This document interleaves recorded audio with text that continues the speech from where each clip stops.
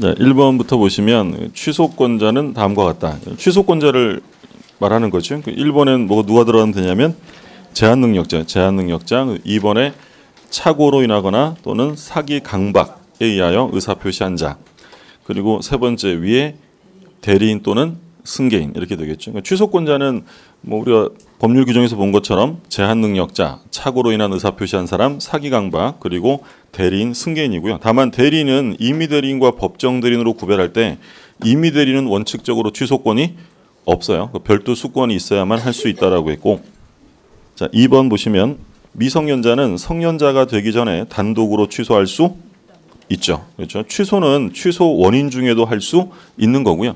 다만 이제 우리가 비교했던 건 추인이죠. 추인은 취소 원인이 소멸한 다음에 해야 한다라고 했습니다. 3번 미성년자 갑이 을에게 부동산을 매도하였고 후에 을은 이를 다시 병에게 전매한 경우에 취소권의 행사는 누구한테 하는 거예요?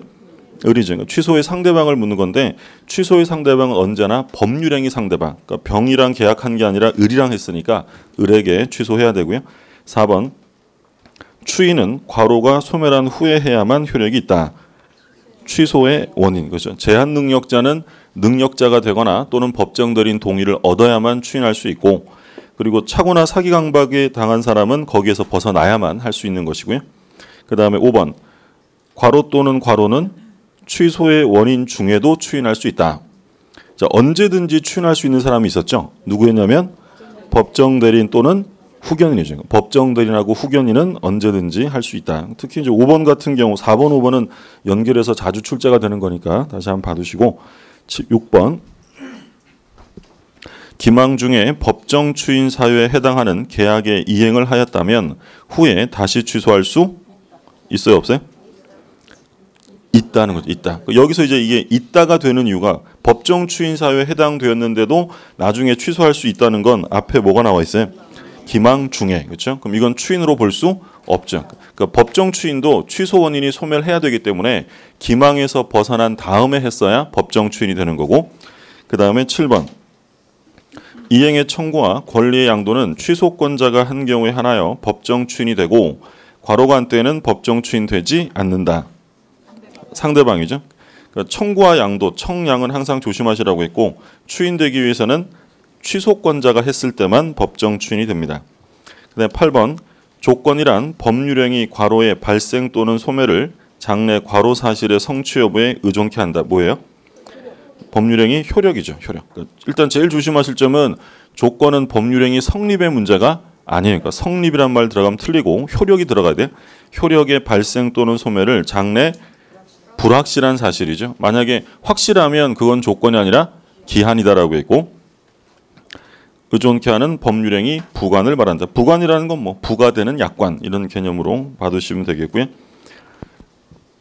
9번 보시면 어떠한 법률행위가 정지조건부 법률행위에 해당한다는 사실은 법률 효과 발생을 다투려는 자에게 입증 책임이 있다.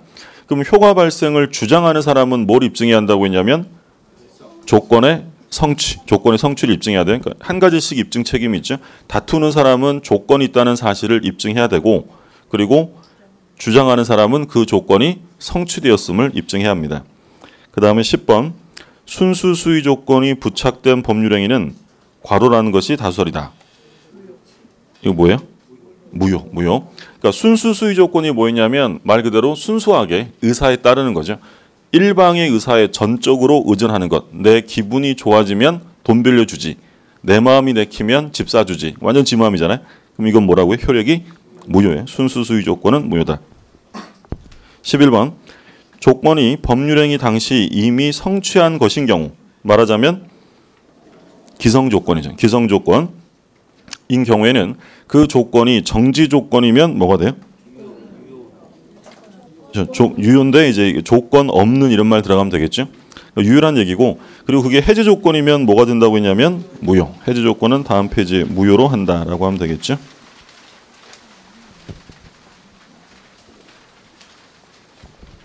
자 12번 조건의 성취가 미정한 권리 의무는 일반 규정에 의하여 자 4개 들어가는데 뭐냐면 처분, 상속, 보존 또는 담보. 그렇죠? 그래서 조건부 권리도 아직 확정되진 않았지만 보호 대상이 된다라고 했고요. 따라서 조건부 권리는 침해 금지, 소극적인 보호가 있었고 적극적인 보호로 지금 나오는 것처럼 처분, 상속, 보존, 담보로 할 수 있다라고 했습니다. 13번. 조건 성취 효력은 원칙적으로 소급표죠. 소급하지 않습니다. 소급표가 없고 다만 당사자의 특약으로 인정할 수 있다. 근데 14번에 보시면 기한도래 효과에는 뭐가 있을 수 없어요? 소급표가 있을 수 없다. 이것은 절대적이며 당사자가 특약을 해도 무효이다. 그러니까 13번, 14번을 꼭 비교하셔야 한다고 했어요. 조건도 소급표가 없습니다. 그게 원칙인데 특약으로 부여하는 경우는 가능해요. 그러나 기한은 절대로 소급표가 인정되지 않는다라는 점. 자, 그 다음에 16번, 15번. 기한은 누구의 이익을 위한 것으로? 채무자죠. 채무자의 이익을 위한 것으로 추정한다라고 했죠. 추정한다. 그래서 조심하실 점 괄호 2개. 채무자고 그리고 간주가 아니라 본다라고 하면 틀리고 그냥 추정하는 규정입니다. 16번. 부관이 붙은 법률행위에 있어서 부관에 표시된 사실이 발생하지 아니하면 채무를 이행하지 아니하여도 된다고 보는 것이 상당한 경우에는 괄호로 보아야 한다. 뭐로 보냐면 조건. 그러니까 우리가 조건과 불확정 기한을 구별했죠. 그러니까 똑같은 내용이라 하더라도 그것이 이행되지 않았을 때, 성취되지 않았을 때 채무가 남느냐 남지 않느냐. 남으면 뭐예요? 불확정 기한인 거고 남지 않으면 조건. 그러니까 똑같이 예를 들어서 갑이을한테 뭐라고 얘기를 했냐면 이 목적물이 제3자에게 다른 사람에게 임대가 되면 똑같이 임대가 되면 이렇게 나와 있어요. 그럼 이렇게만 딱 잘라서 얘기하면 요 임대되면이라는 건 조건이에요, 기한이에요? 임대되는 건 확실한 게 아니니까 이렇게만 넣으면 이건 조건인 거예요. 근데 갑이을한테 뭐라고 했냐면 그 목적물이 임대되면 보증금을 반환할게 라고 했고요. 두 번째는 임대가 되면 내가 돈을 빌려줄게. 돈을 빌려주겠다. 소비대차 계약을 하겠다는 거죠. 돈을 빌려주겠다. 자, 첫 번째 그림하고 두 번째 그림 차이를 보세요. 첫 번째 그림은 요거는 조건일까요? 불확정 기한일까요? 요거는 그러니까 지금 임대가 안 되면 얘가 지금 보증금을 받았다는 얘기잖아요. 그럼 임대가 안 되면 보증금을 안 줘도 돼요? 줘야 돼요? 줘야 되는 거예요. 그럼 이게 이행되지 않아도 갑의 채무는 남는 거죠. 그럼 이게 뭐라고요? 불확정 기한이에요. 불확정 기한. 근데 임대되면 돈을 빌려주겠대요. 그럼 임대가 안 되면 돈 빌려줘야 돼요? 안 빌려줘요? 안 빌려주죠. 그럼 이게 뭐라는 거예요? 이게 조건인 거예요. 그래서 조건과 불확정 기한을 구별할 때 제시된 부관의 사실이 발생하지 않았을 때 갑의 채무가 이 사람의 채무가 남는다면 이건 뭐가 되냐면 불확정 기한이 되고요. 이건 채무가 남지 않는 거죠. 그러니까 똑같은 내용이라 하더라도 뒤에 나오는 것과 결부해서 조건이 될 수도 있고 불확정 기한이 될 수도 있다라는 거죠. 자, 그다음에 17번.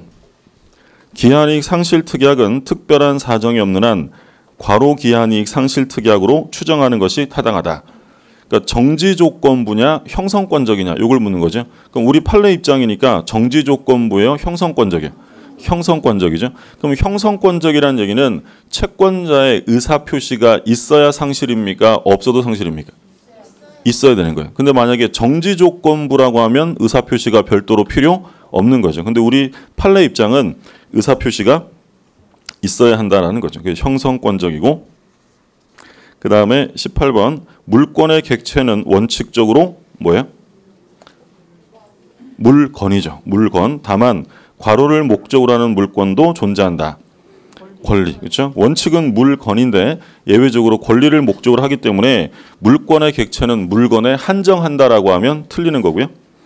자, 그 다음에 19번 보셨고 20번은 19번. 물권의 객체는 원칙적으로 현존하고 어때야 돼요? 특정 그리고 독립한 물건. 현존, 특정, 독립한 물건이어야 한다. 그래서 계약하고는 다르죠. 계약은 현재 물건이 현존할 필요 없지만 물권은 현존해야 되고요. 그리고 물권이 성립하려면 특정되지 않은 상태에서는 성립할 수 없고 그리고 물건은 독립한 물건이어야 한다. 바꿔서 말하면 물건의 일부 위에는 물권이 성립할 수 없죠. 근데 예외적으로 물건의 일부 위에도 성립하는 중요한 물권이 있었죠. 이게 뭐였어요? 용익물권. 용익물권은 일부에 설정할 수 있다라고 있고요. 20번은 답을 써놨어요. 제가 원래 이거 할 때 써놓은 다음에 요거 지워가지고 빼는데 요거 깜빡했나봐요. 물권은 뭐 또는 뭐로만 만들 수 있어요? 법률 또는 관습법. 법률 또는 관습법. 그러니까 여기서 말하는 법률은 국회가 제정한 형식적 의미의 법률만을 말하고요. 그러니까 명령이나 시행규칙 이런 건 포함되지 않는다라고 했죠. 그리고 관습에 의해서가 안 되고 관습법에 의해서, 관습이라고 하면 틀리고 관습법으로 창설할 수는 있습니다. 종류 강제와 내용 강제 이렇게 두 가지 강제가 있었고요. 21번 갑의 물건을 을이 침탈하여 이를 병에게 양도하였다면 또 답이 있어요. 갑은 누구를 상대로 반환 청구해야 돼요? 병. 그러니까 여기서 반환 청구의 상대방을 묻는 건데 반환 청구의 상대방은 언제나 누구예요? 현재 점유자. 현재 점유자지 최초 침탈자가 아니다. 그러니까 을이 침탈했어도 을에게 반환 청구하는 게 아니라 병에게, 상대방에게 해야 한다. 물론 직접 점유자뿐 아니라 누구도 포함되냐면 간접 점유자가 포함이 되고요. 자, 22번 물권적 청구권이 성립하기 위해서는 침해자의 고의과실, 고의과실을 필요로 하지 않는다. 이게 뭐하고 비교되는 거냐면 손해배상. 그러니까 손해배상을 청구하려면 반드시 침해자의 고의과실이 있어야 되는데 물권적 청구권은 고의과실이 요건이 아니다라고 했죠. 그 다음에 23번 무단으로 건축한 건물을 임대차한 경우에 토지의 소유자는 그 건물을 임차한 자에게 건물의 철거를 구할 수 없다. 임차인은 처분권이 없는 사람이죠. 그럼 철거 청구의 상대방은 누구라 그랬어요? 건물의 소유자에게, 처분권자에게. 근데 소유자에게 철거를 구할 수는 있지만 뭘 구할 수는 없다고 했냐면 퇴거. 그게 이제 나오죠. 24번 토지 소유자는 무단으로 건물을 신축한 자에게 퇴거를 청구할 수 없다라고 했죠. 그래서 소유자에게는 철거를 구해야지 퇴거를 요구할 수는 없고, 다만 이제 비교했던 건 임차인에게는 철거를 구할 수는 없지만 뭘 구할 수는 있어요?